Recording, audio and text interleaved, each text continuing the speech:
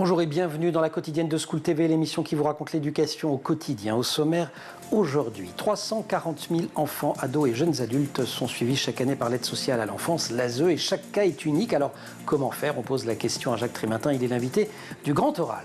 Dans l'Anti-Sèche, on teste notre culture générale cette semaine sur le thème du métro. Question du jour. Dans quel lieu parisien a-t-on statistiquement le moins de risques d'être agressé? Est-ce dans le métro, dans la rue ou bien dans son propre immeuble? Réponse et explication dans moins de 10 minutes avec Capucine Delattre. Et puis enfin, notre rendez-vous hebdomadaire avec Amélie Paris, sujet des années collège aujourd'hui, les noms des établissements scolaires. La quotidienne de School TV, c'est maintenant. C'est parti, Grand Oral. Jacques Trémintin, bonjour. Bonjour. Ravi de vous revoir sur le plateau de la quotidienne. Ça fait 3, si je ne me trompe, et ça tombe bien puisque vous publiez une trilogie. On vous avait déjà reçu pour parler de fragments de vie d'un référent ASE comme aide sociale à l'enfance, qui était sorti chez RS.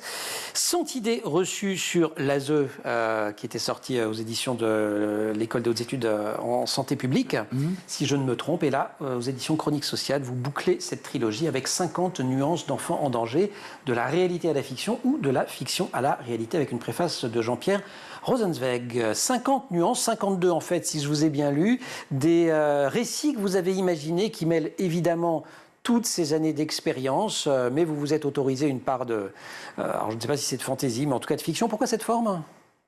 Parce que je voulais parler de situations que je n'avais pas forcément vécues personnellement, et je m'appuie sur un sociologue qui parle d'idéal type, c'est-à-dire d'essayer de retrouver peut-être quelques typologies assez courantes que l'on retrouve en protection d'enfance, sans me concentrer sur les situations les plus difficiles et plus terribles, parce qu'il y a des moments heureux et des moments où, à l'intérieur de ces fictions, ça se passe bien. Il n'y en a pas beaucoup quand même. Oui, mais au demeurant, c'est pour montrer l'énorme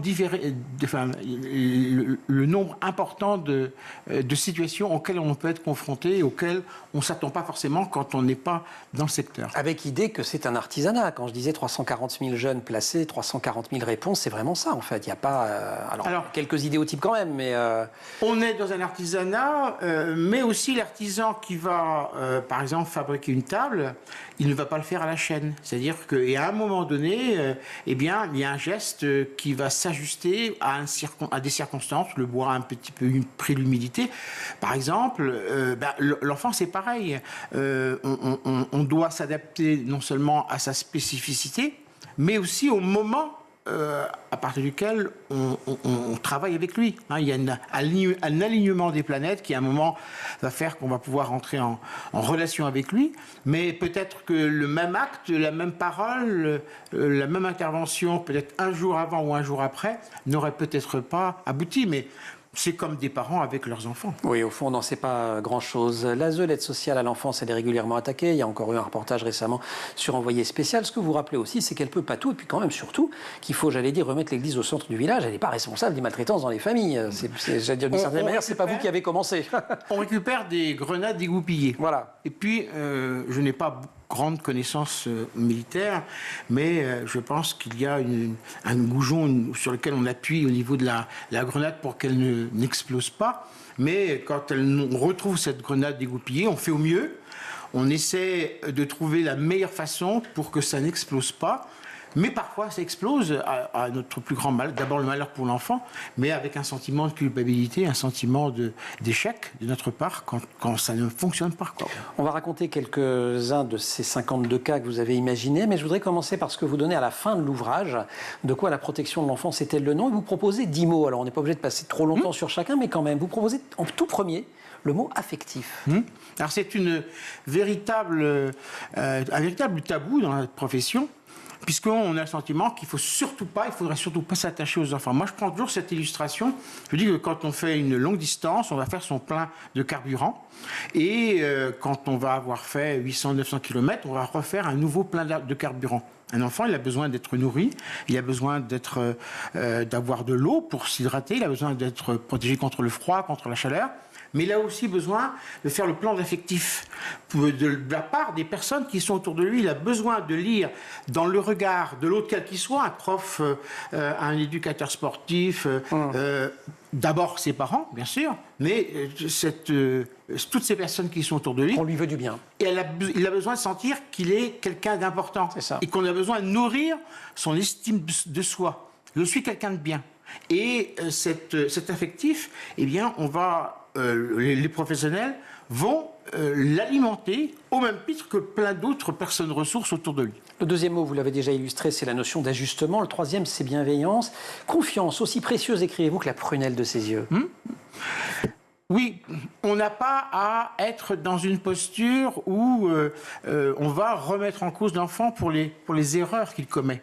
Je dis toujours que le professionnel, si l'enfant a tout le temps droit à l'erreur, le professionnel, lui, doit tendre à ne jamais avoir droit à l'erreur. Et s'il commet une erreur, il doit la corriger. Mais l'enfant, parce qu'il n'est pas mature, doit pouvoir passer par toutes les épreuves, tous les tests, toutes les tentatives pour essayer d'expérimenter.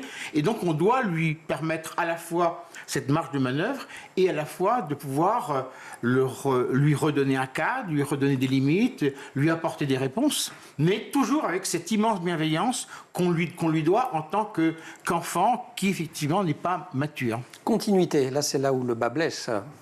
Les enfants qui connaissent des placements dans plusieurs familles d'accueil, dans plusieurs foyers, qui se succèdent, ce sont des enfants effectivement qui se confrontent à une multitude et une succession de ruptures.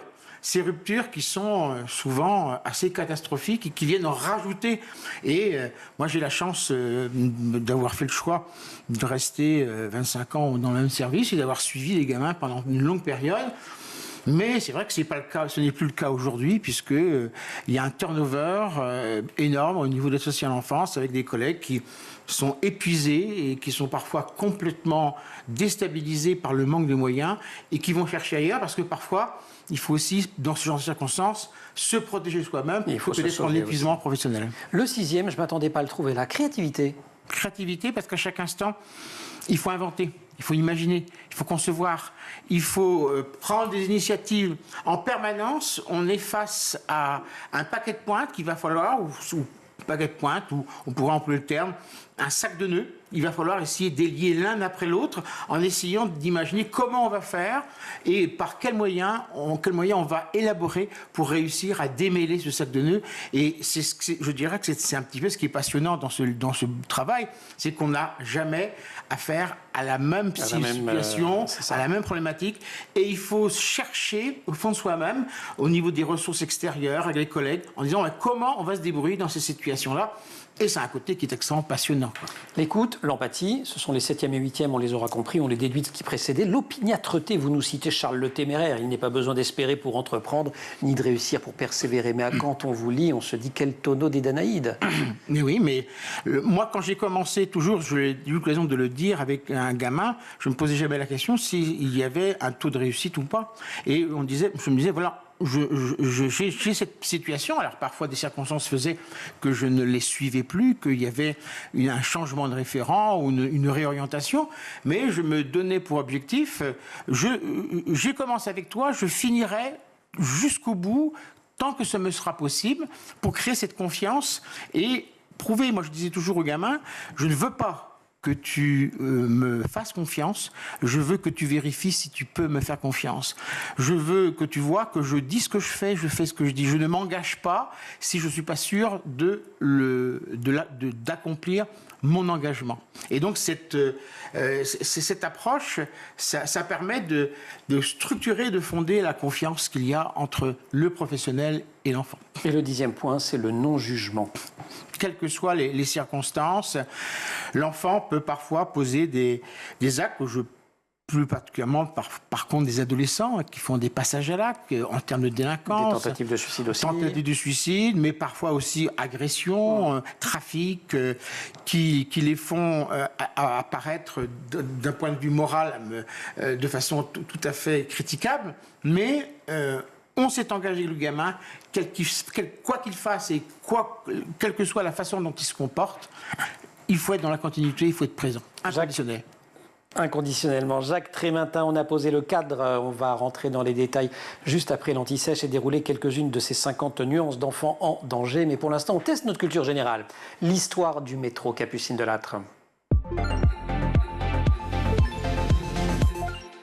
Dans quel lieu parisien a-t-on statistiquement le moins de chances d'être agressé? Le métro, la rue ou son propre immeuble? C'est la question du jour dans l'Anti-Sèche. Capucine Delattre, bonjour. Bonjour. Autrice, éditrice, autrice notamment de 20 minutes sous la terre, un essai qui vient de sortir à la Ville Brûle. D'habitude, fait plutôt des romans.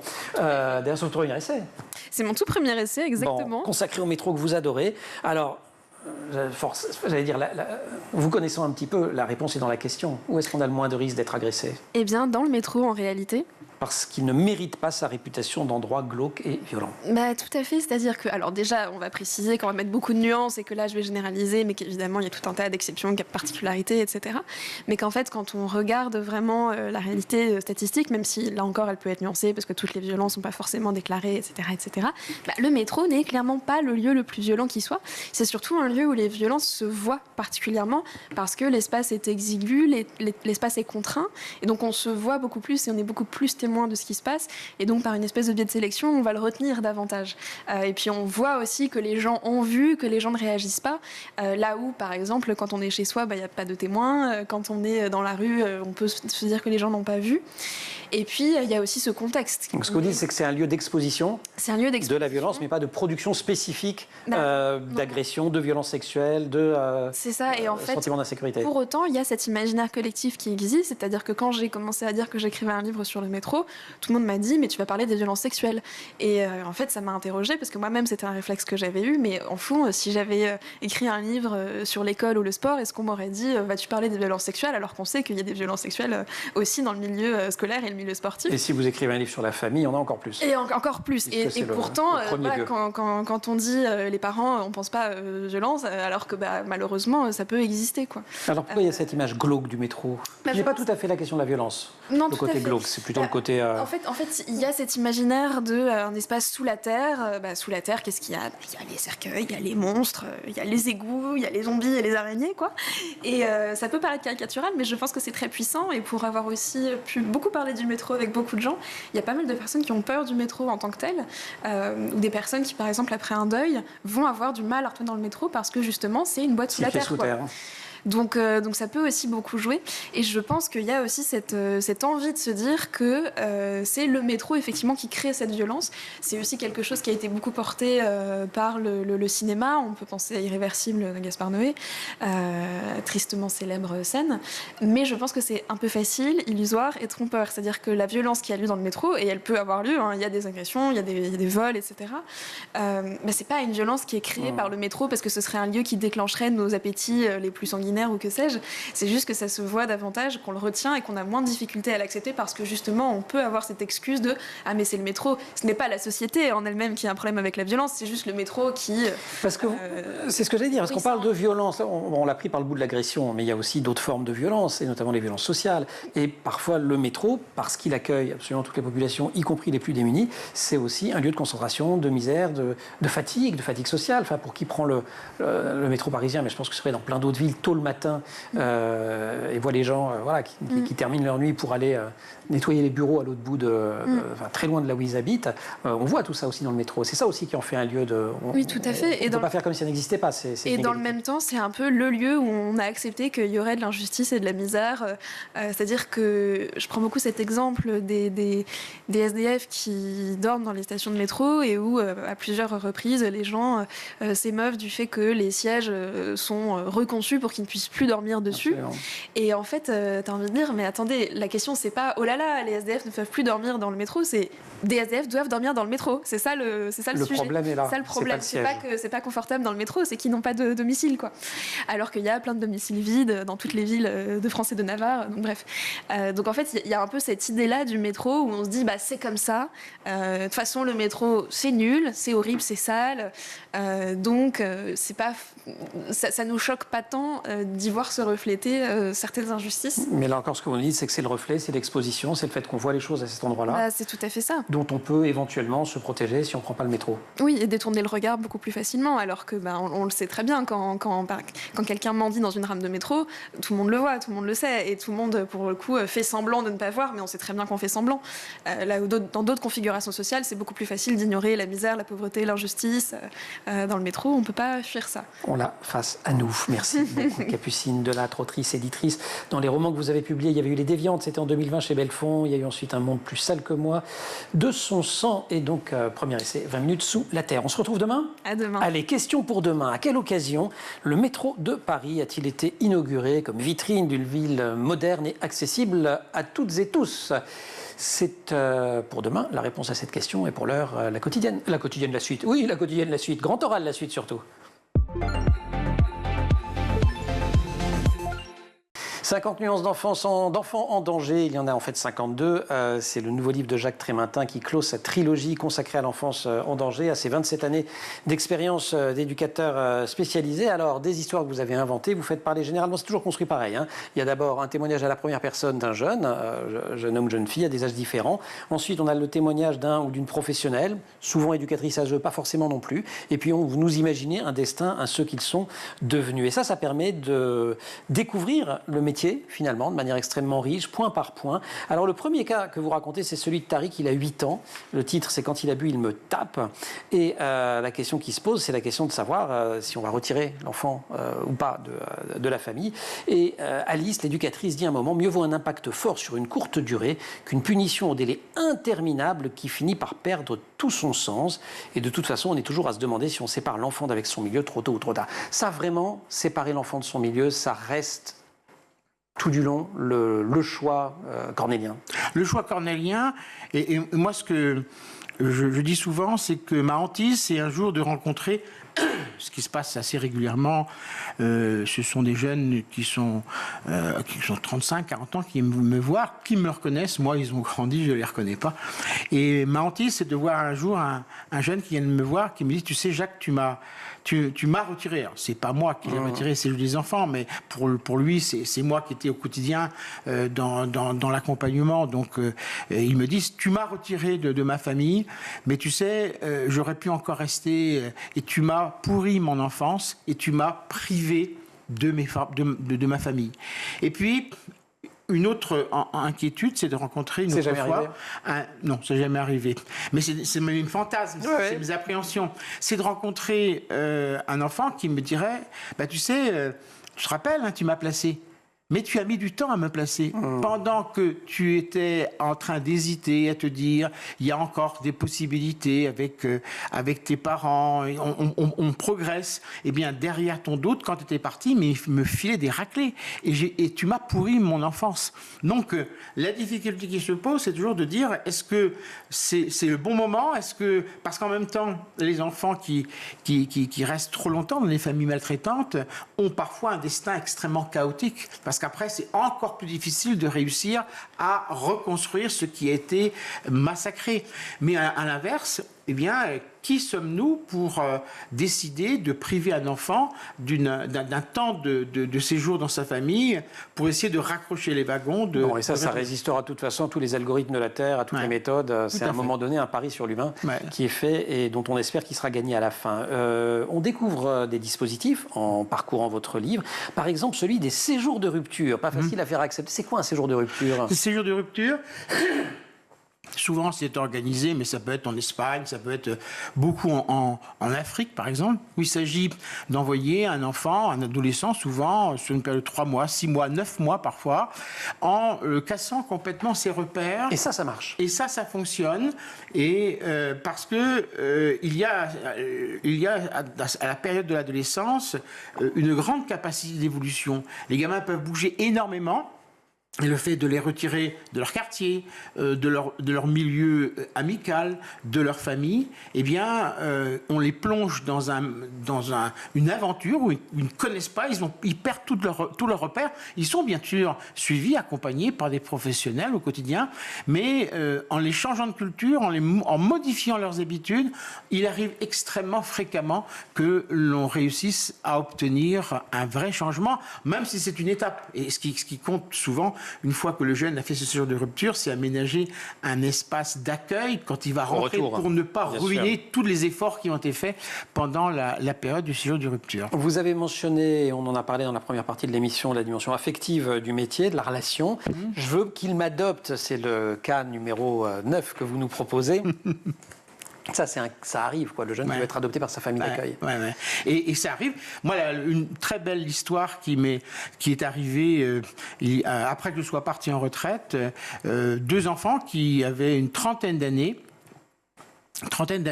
et ils étaient les 2 plus petits. Il y avait 3 filles de la famille d'accueil qui ont fait pression sur leurs parents pour obtenir qu'ils adoptent de manière simple ces 2 grands. Ils avaient leur propre famille et ils m'ont invité et j'étais tout heureux. Je ne les avais pas vus depuis un certain temps, depuis qu'ils avaient 35 ans. Moi, je ne les avais pas vus depuis qu'ils avaient 18-20 ans. Et il y a eu cette adoption simple. Ça ne pouvait pas être l'adoption plénière puisque les parents des 2 continuent à vivre. Et j'ai trouvé que c'était très fort parce que il y avait une vraie reconnaissance et surtout la démarche de ces enfants de la famille d'accueil qui ont dit « mais c'est nos petits frères.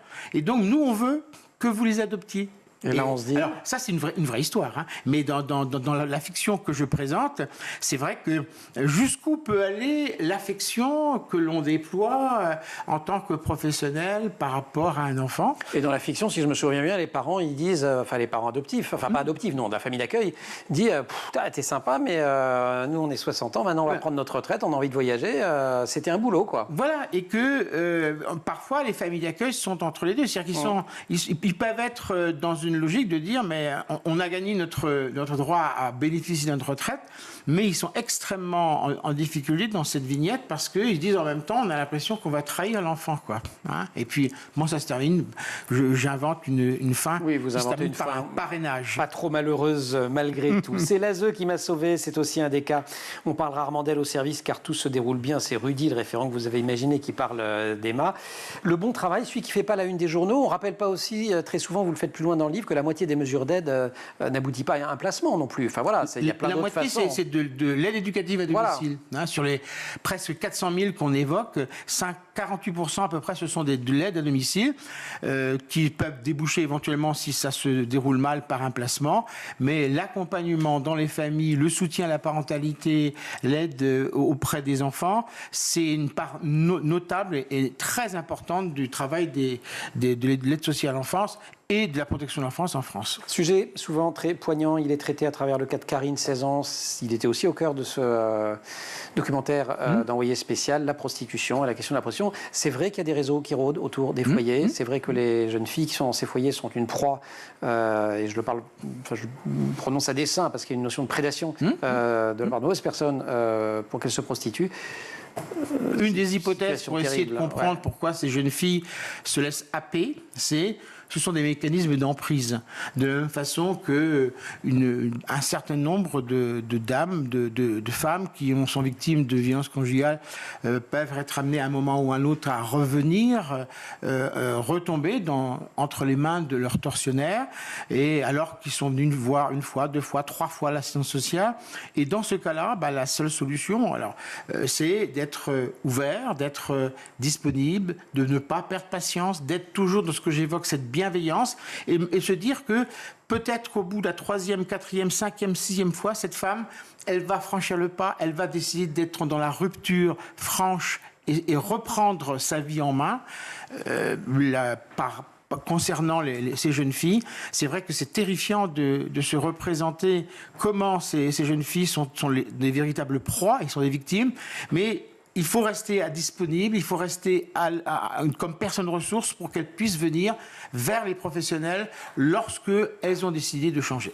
Jacques Trémintin, 50 nuances d'enfants en danger. On n'a pas pu prendre tous les exemples. Vous n'avez qu'à lire le livre et vous aurez compris que le livre, il est aussi vivant et aussi passionnant que quand Jacques Trémintin répond à nos questions sur le plateau du Grand Oral de la quotidienne. Il y a des épisodes pour dire que ça n'arrive pas que dans les milieux pauvres, les rebondissements inexpliqués. Le moment où ça va mieux, on ne sait pas pourquoi.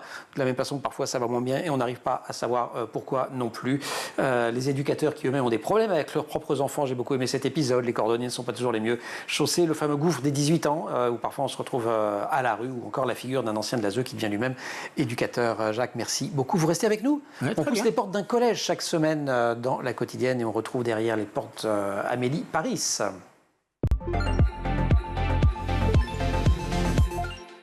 Amélie Paris, les années collège. Amélie, bonjour. Bonjour. Professeur documentaliste au collège Maurice Utrio à Paris, dans le 18e, en REP. Plus. Et vous avez choisi aujourd'hui de nous parler du nom des établissements scolaires qui, dites-vous, révèle beaucoup plus de choses qu'on le pense. Oui. Alors, Emma, par exemple, notre maquilleuse, a embrassé son premier garçon au collège. Oui, j'ai fait une petite enquête au collège Molière. Marie, notre productrice plus sérieuse, a découvert le théorème de Pythagore au collège Les Molières. Quant à moi, je suis enseignante au collège Maurice Utrio. Et donc, le nom des établissements jalonne notre enfance et notre adolescence et moi encore mon quotidien. Alors le conseil d'évaluation de l'école a mené une enquête sur le nom des 60 000 établissements publics qui est très intéressante et sachez que nous avons un grand gagnant qui est, à votre avis... Elle ne me l'a même pas écrit. Non. Une idée, Jacques, le collège?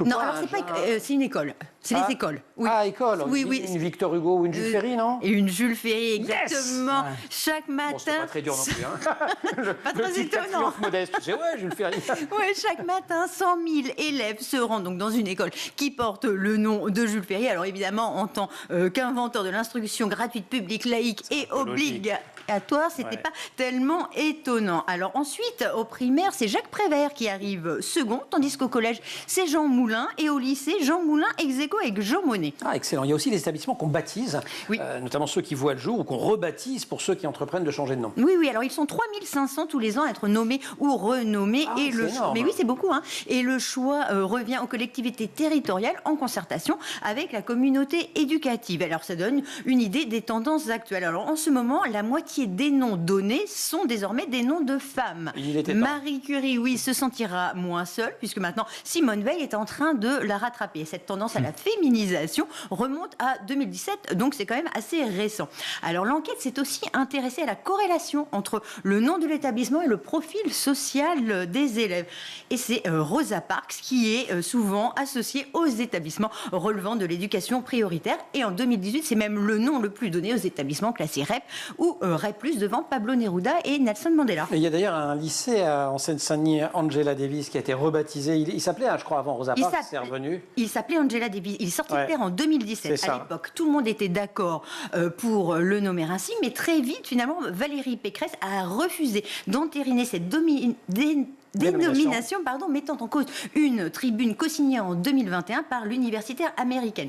Papendiaï, qui était alors ministre de l'Éducation nationale, trouvait, lui, qu'il n'était pas très opportun de changer le nom du lycée, mais le conseil régional, qui a autorité sur les lycées, a finalement choisi la dénomination de Rosa Parks, donc à la place d'Angela Davis, et c'est ainsi qu'il se nomme depuis 2023. Donc le choix de l'établissement ne se fait pas toujours très facilement. Oui, absolument. J'imagine que les panthéonisations peuvent avoir un effet. Vous citiez Simone Veil. Eh bien oui. Donc beaucoup de Simone Veil, pas mal de Joséphine Baker, moins de Missak Manouchian, pas mal de Robert Badinter. Mais contrairement à ce que l'on pense, il y a certains noms d'établissements qui sont donnés à partir de personnalités qui sont encore vivantes. Et il y a pas mal d'écoles nommées Thomas Pesquet. Ah, excellent. Et alors Maurice Utrio, le peintre? Eh bien, il n'y en a pas beaucoup en France. J'ai trouvé un lycée, 3 collèges, dont celui évidemment situé porte de Clignancourt, qui est classé REP Plus. Voilà, et dont je parle toutes les semaines depuis 3 ans. Alors Maurice Utrillo, dans le 18e arrondissement, c'était assez